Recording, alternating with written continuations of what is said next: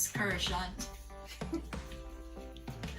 Not on a truck, nor a bus, nor a car, but on a bicycle. We would start our journey from Paul Island, going by Big Bridge and then to Sablamar Hospital, where we would stop for some visits. Then we would leave there and go to Hartford at his sister's place. We would spend some time and then we would head back home.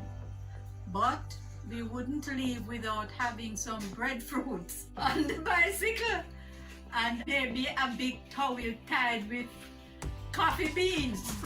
And then we would head back home, not in the direction we left, but in a circle. So we would end up at Frome and go through the cane bush back to Paul Island.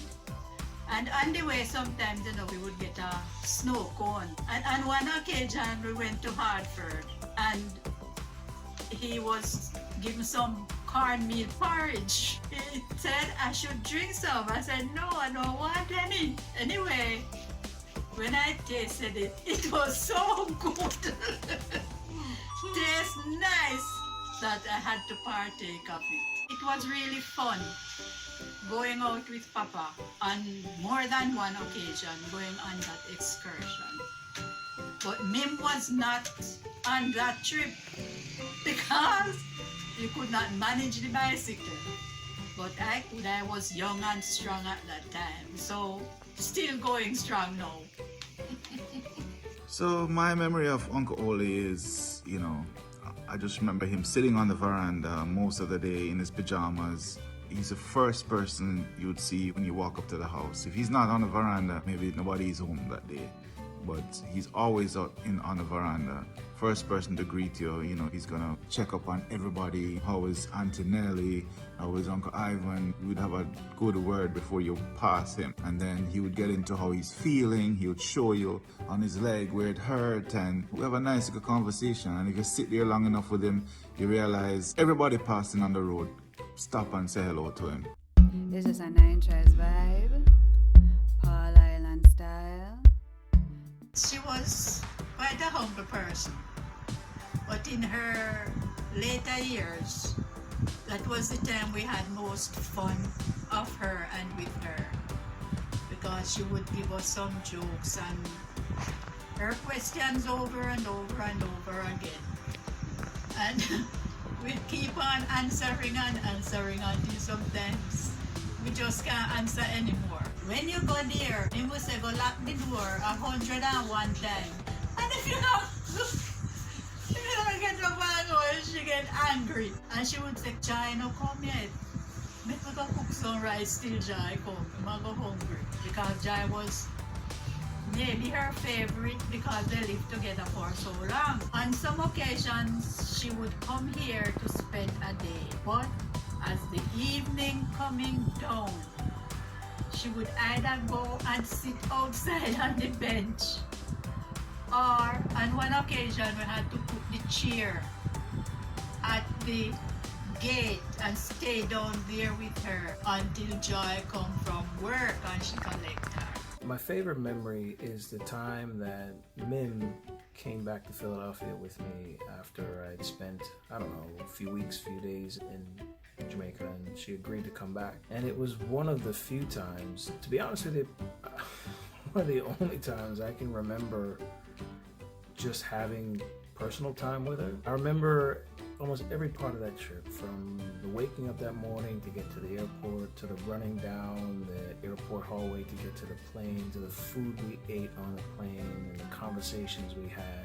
It was one of the most meaningful times I've ever had with her, because it was one of the only times really that it was just me and her.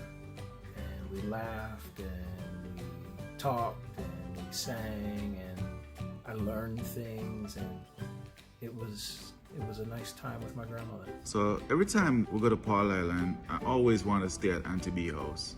And one of the reasons I realized that we wanted to stay there was that Auntie B made it so comfortable when you go there. She'll make sure you're alright. She'll give you everything you need. She's gonna basically just cater to you for the whole time you're there. She's gonna make sure you eat the roti, the Milo. I still love watching her make the roti in the other kitchen, not this kitchen, but the original kitchen. I used to just sit there and watch her make it and go to church with her a couple times, and just that warm feeling that she bring, and that's what I'll forever remember of her. Lots of fun memories of me, but there was one that was the best. When I was able to babysit her on some Sundays, not all, so that Andre would be able to go to church, and sometimes we just laughing. And then one of the time she was asking me if I lock up around her back or what you want to do. Because I wasn't really talking, she was really talking most of the time. And there was some stories but I don't remember them. So she would talk to me and I would answer. And I would answer until a week. So sometimes I would just go over in another chair and answer so that I can be really relaxed. And if she's hungry, I would get her something to eat, or she choose what she wants to eat. And play most of the time because I couldn't bother with the questions. So she either pull your nose or rub your head or one out of the two. But it was fun and it was nice to me. 9 tribes, 9 tribes, 9 tribes, 9 tribes, 9 tribes, 9 tribes. Hi. Wonderful, wonderful. I am only number 2. This is awesome! The 9 tribes of MimAnOwlie. MimAnOwlie.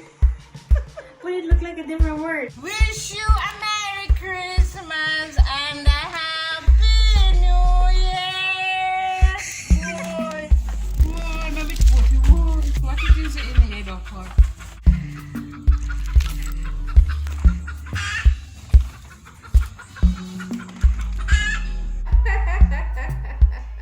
This is nice. I like it. It's nice. Here. Oh my, it's nice. It's very nice. Christmas. So we have to verb all the time. Hip hip hooray! Oh, hooray! Hip hip!